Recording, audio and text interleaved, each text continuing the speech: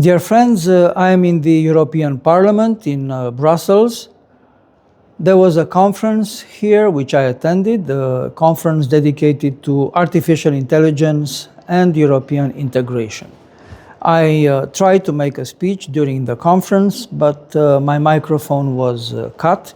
I was not able to pronounce the entire speech. Therefore, I want to present here what I wanted to say during the conference.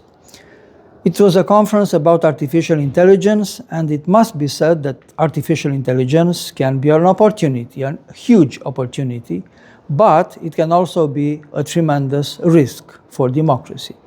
We must not allow artificial intelligence to take over roles which belong exclusively to human beings: administration, justice, education, politics. AI has no moral conscience. The AI has no sense of responsibility. The AI cannot replace and should not replace human judgment. It is deeply concerning that the European Commission is sometimes trying to turn the artificial intelligence into an instrument of control over public discourse and trying to use the Digital Service Act, DSA, in order to censor politically incorrect opinions. We see already how the Commission is forcing platforms to use AI and algorithms for proactive moderation and pre-emptive censorship in order to detect and eliminate so-called systemic risks, disinformation, negative effects on electoral processes, unquote. These concepts are very vague, so vague that they lead to automatic removal of legitimate political content. This results in over-censorship, legitimate political speech, satire, uncomfortable opinions are automatically suppressed simply in order to avoid huge fines. In this way, the AI becomes a tool of totalitarian control. In 2025, the Commission fined the platform X 120 million euros. It was the first major penalty under the DSA. The Commission used as a pretext the so-called lack of algorithmic transparency and the claim that the platform had not censored enough, quote, disinformation and hate speech, unquote. This is no longer just regulation, nor is it the protection of democracy or the protection of European citizens. No, this is a new form of digital repression. The Romanian case is emblematic: the cancellation of the 2024 presidential elections. In Romania, the TikTok algorithms were invoked as the main pretext for cancelling the elections.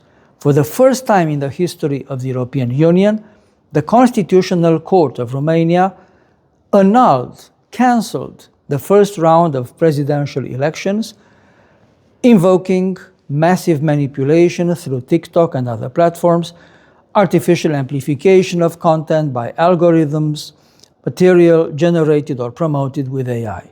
This was an unprecedented decision in the EU. Citizens were thus prevented from exercising their fundamental right to vote, the fundamental right in a democracy. Democracy collapsed in Romania in 2024 in December. Similarly, recently, the National Audiovisual Council of Romania decided to withdraw the broadcasting license of Realitatea Plus television station due to accumulated fines imposed precisely by the same National Audiovisual Council for content deemed problematic. Of course, this raised serious questions about media independence and the freedom of expression. A station that used to promote and still promotes an anti-establishment and sovereignist discourse was threatened with closure. It's a scandal. These are not isolated incidents. They strongly recall classic dystopias, such as George Orwell's 1984, where Big Brother and the thought police exercised total control, or the vision of Yevgeny Zamyatin in his famous novel We, written in 1921, long before Orwell, which depicts an absurdly transparent society of glass houses where individuality is sacrificed on the altar of collective order. Man becomes just a number under permanent surveillance, presided by the benefactor. Freedom is considered incompatible with happiness. We also have tragic historical precedents. The 20th century showed us tragically where ideological dictatorship can lead. We had the total censorship in Stalin's Soviet Union, the Gulag camps, and the absolute control of the mass media. Or look at the re-education through terror during Mao's Cultural Revolution in China.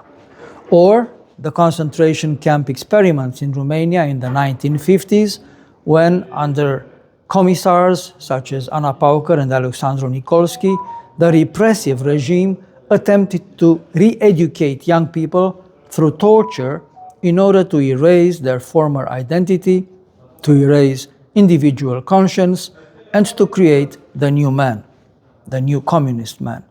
Today, algorithms and artificial intelligence are sometimes attempting to do the same thing, only they can do that much more efficiently, more invisibly, and on a continental scale. Not only authoritarian regimes, but also democratic European institutions are now exerting an increasingly repressive control on public discourse. We must not repeat the mistakes of the past under more technologically sophisticated forms. The artificial intelligence must remain a tool in the hands of man, but not a replacement for his freedom. There is a real risk that European institutions would use artificial intelligence not as an instrument of progress, but as an automatic thought police. We should not accept artificial intelligence to become the European Commission's preferred tool for masked censorship through the DSA, the Digital Service Act. We cannot allow artificial intelligence and the DSA to become instruments of repression used by the European Commission. Artificial intelligence must be used to serve European citizens, but not to control them, to surveil and silence European citizens. Democracy is not defended through algorithmic censorship, but through genuine freedom. Freedom of expression is not a crime to be corrected by algorithms, but it is a fundamental right in a democracy. Europe must choose. It wants authentic freedom, or it wants algorithmic control. It wants AI in the service of man, or it wants man subjected to a new system of control. This was my speech, the speech which I wanted to utter in the European Parliament during the conference dedicated to artificial intelligence and European integration. And because I was not allowed to utter the entire speech, I wanted to present it here, because freedom of expression is very precious. And we only realize we do not have it anymore when we lose it. Freedom of expression was precious in Romania in 1989 during the revolution.